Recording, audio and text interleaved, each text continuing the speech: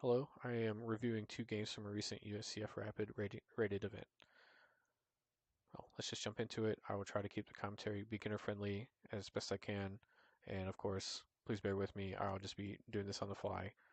I haven't really looked at this from a computer, so I feel like that will make it more human. But so far, everything is great. Pieces are set up harmoniously. Yep, this is great. I'm not sure if black is playing the best move here, but this is totally fine. All right, C3 is an appropriate move, and it's definitely played a lot in this kind of position.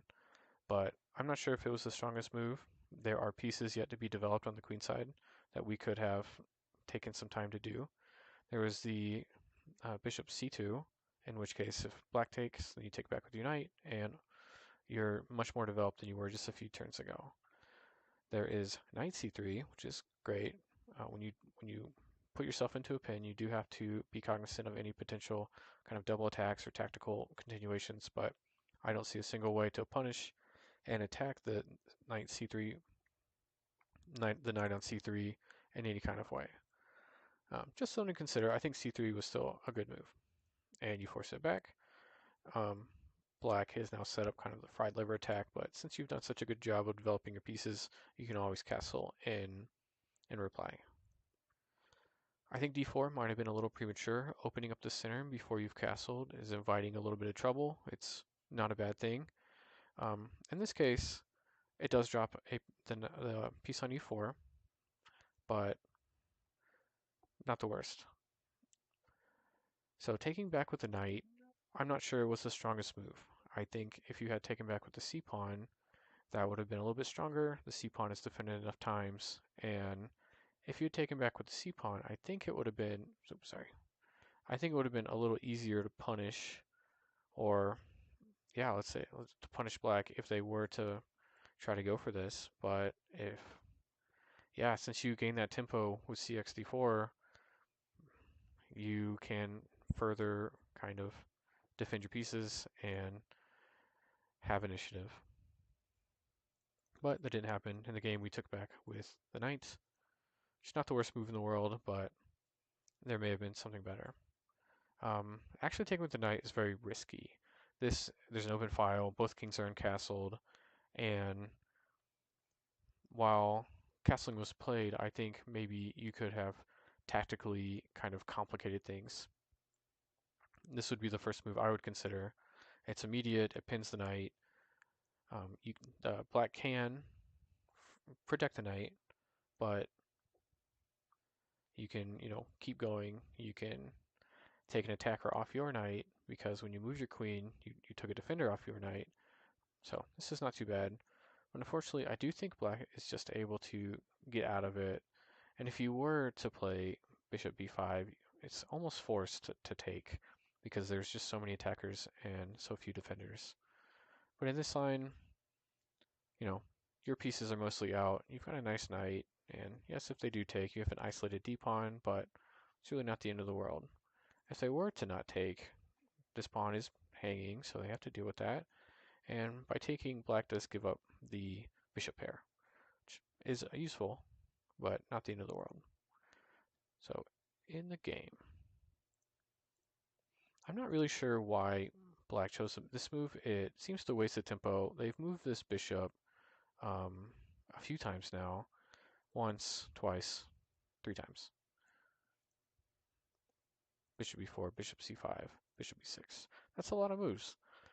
And yeah, it's just a lot of moves. So I think white after castling has an advantage, but I'm not sure if d3 was the strongest move.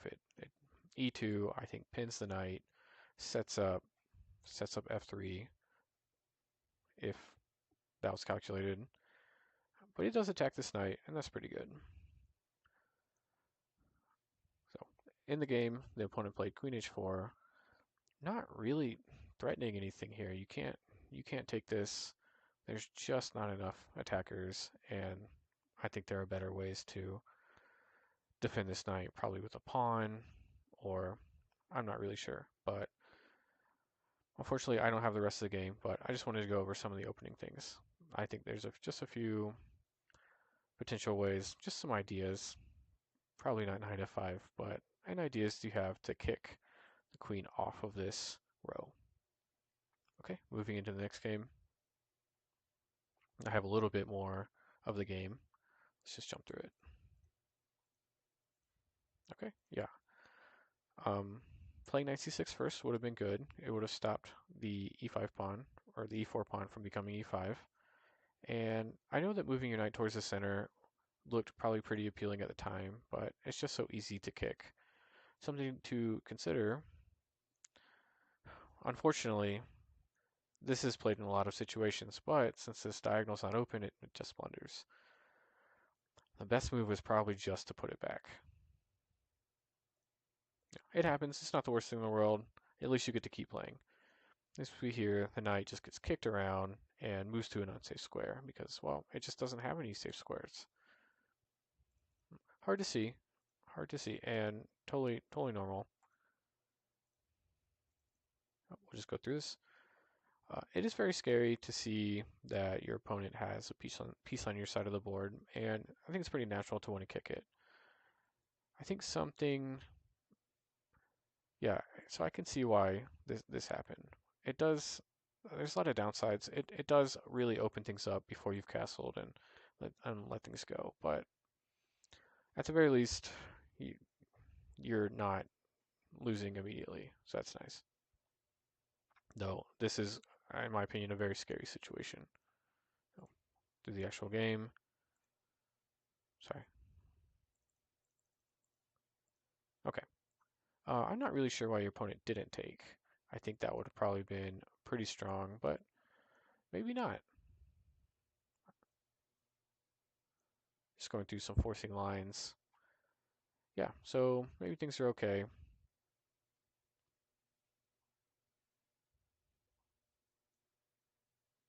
Nope, still can't do this.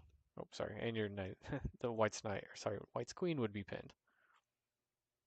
So white moves to a safe square. Moving all these pawns in front of the king is just very weakening. I understand why it was done. It does help block this bishop, but this was tough. Usually e6 is supported by the f7 square, but in this case, since we don't have an f7 pawn, this was just really, look at all this air, immediate checks. White develops. And yeah, I generally like this pawn chain, but if I think if white had played differently, things could have been different.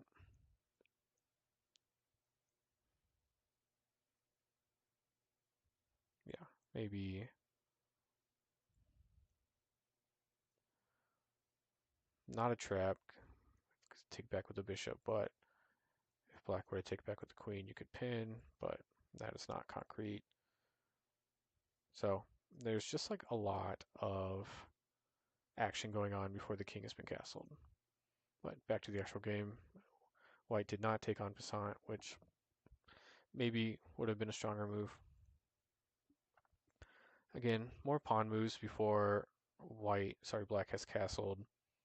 This is not the worst thing in the world, but it does actually lose you castling rights or a pawn.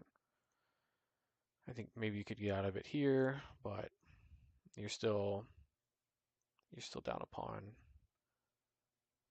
No good way to do any checks. Yeah. So white does take the pawn. Maybe black realized that taking the pawn would lose castling rights. And there was just so much tension already that making a move that added more tension kind of lost you a tempo, lost black the tempo, and now white's castled, black's castled, and yeah, white continues taking. And at any time can just take and really get the party started. Oh, but instead black pushes the f pawn, which really is tough. There's a lot of guns pointed at the black king, and yeah, maybe that was a little premature. You still got other pieces to try to play with. This piece is on the side of the board, not looking at anything, not participating in the action. Maybe if it was over here, somewhere helping with the dark squares, it'd be more useful, but on this side of the board, it's just not looking at anything. Okay, yeah, this is looking very strong. There's a lot of um, tension and a lot of things pointed at the e6 pawn.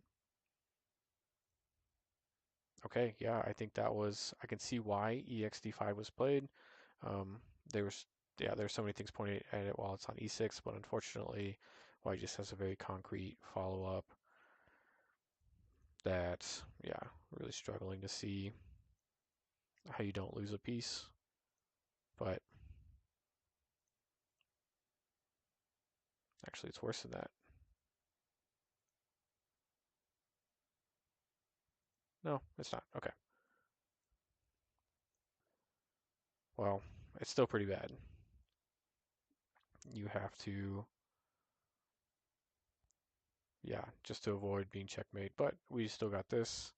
Oh, great. Okay. Thanks.